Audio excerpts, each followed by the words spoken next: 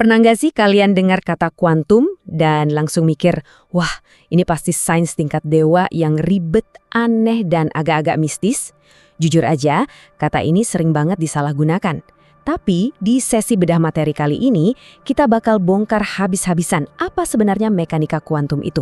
Percaya deh, apa yang akan kita bahas ini bakal ngerombak total cara kalian melihat alam semesta.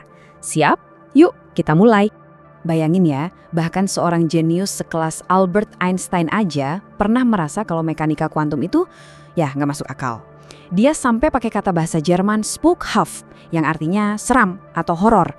Nah, label seram dari Einstein inilah yang bikin mitos kuantum makin melekat kuat di kepala kita. Hari ini, mitos itulah yang bakal kita patahkan. Gara-gara cap misterius tadi, budaya pop langsung main comot aja. Kalian pasti pernah kan dengar istilah-istilah absurd kayak kesuksesan kuantum, yoga kuantum, atau yang paling parah nih, cinta kuantum. Iya, beneran ada.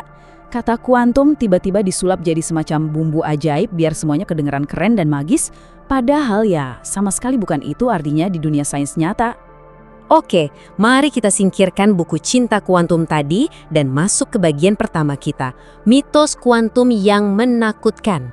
Nah, untuk benar-benar paham seberapa anehnya dunia kuantum, kita harus melangkah dulu ke bagian kedua, dunia klasik yang pasti. Coba bayangin kalian lagi ngelempar batu. Di dunia fisika mekanika klasik atau dunia sehari-hari yang kita kenal, kita nggak perlu repot-repot mikirin batu itu terbuat dari apa. Kalau kalian kasih tahu saya dua hal aja, posisi batu saat ini dan seberapa cepat lemparannya, hukum Newton bakal ngitung sisanya dengan sempurna. Kita bisa tahu persis di mana batu itu bakal mendarat. Masa depannya itu 100% pasti. Ide tentang kepastian ini tuh kuat banget, sampai melahirkan konsep filosofis yang namanya iblis Laplace. Intinya gini, seandainya ada sebuah kecerdasan super yang tahu posisi dan kecepatan semua benda di alam semesta detik ini juga, dia pasti bisa memprediksi seluruh masa depan. Di dunia klasik ini, alam semesta kita nggak ubahnya kayak mesin jam raksasa yang berdetak super presisi. Masuk akal dan bikin tenang kan? Tapi, siap-siap buat plot twist-nya di bagian ketiga, realitas kuantum, awan peluang.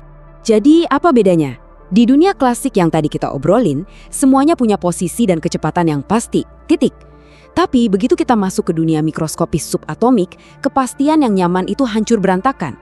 Sebagai gantinya, kita ketemu sama sesuatu yang benar-benar asing, fungsi gelombang. Kita nggak lagi ngomongin di mana sebuah benda itu berada secara pasti, tapi seberapa besar peluang atau probabilitas benda itu mungkin ada di sana. Kalian ingat kan gambar atom kayak tata surya mini yang dulu sering kita lihat di buku sekolah? Nah, tolong lupakan itu. Realitas sebenarnya tuh lebih mirip kayak awan kabut. Sebuah elektron itu bukan bola padat yang meluncur di lintasan pasti, melainkan fungsi gelombang, semacam awan peluang yang menyebar. Kalau awannya rapat dan tebal, berarti peluang nemuin elektronnya tinggi. Kalau awannya renggang, peluangnya kecil. Terus gimana cara ilmuwan ngitung kekacauan yang kelihatannya acak ini? Masuklah kita ke bagian keempat.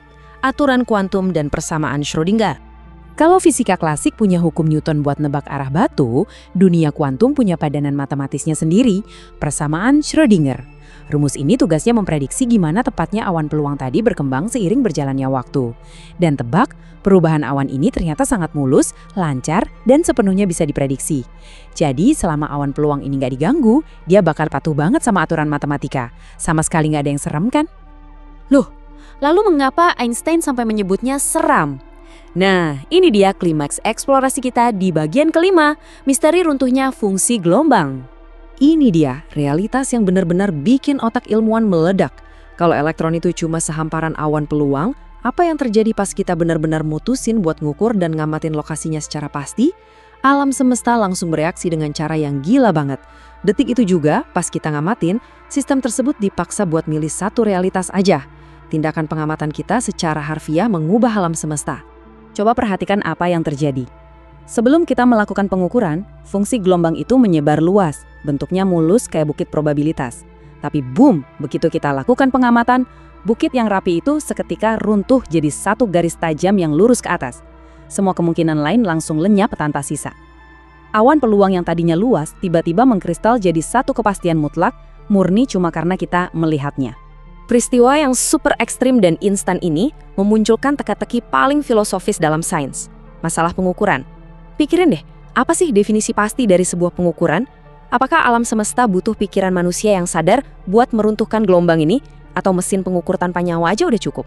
Dan yang paling gila, gimana caranya keruntuhan ini bisa terjadi lebih cepat dari kecepatan cahaya tanpa melanggar hukum alam? Sampai detik ini, nggak ada satupun yang punya jawaban pasti. Teka-teki tanpa akhir inilah yang mengantarkan kita ke kesimpulan di bagian ke-6, kalkulator tanpa pemahaman. Jujur aja nih, sains modern sekarang praktis berfungsi layaknya mesin kalkulator kotak hitam raksasa. Universitas pada umumnya cuma ngajarin resep matematika kuantum yang 100% akurat buat bikin perangkat canggih kayak laser atau elektronik. Tapi mereka sering mengabaikan pertanyaan mengerikan tentang kenapa alam semesta bersikap seperti itu. Kita masukin rumus, kita dapat jawaban yang benar, tapi sebenarnya tak satupun fisikawan di dunia yang benar-benar paham realitas sejati di balik layar tersebut. Fakta ini ninggalin kita dengan satu pertanyaan yang sangat provokatif. Kalau mahakarya fisika modern saat ini tak lebih dari sebuah program komputer rumit yang ngasih jawaban benar tapi hampa dari pemahaman sejati, apakah kalian cukup berani untuk menantang dogma tersebut dan ngintip apa yang sebenarnya bekerja di balik kode-kode kosmik itu? Eksplorasi bedah materi kita baru aja dimulai teman-teman. Teruslah kritis, teruslah bertanya, dan sampai jumpa di pembahasan kita selanjutnya.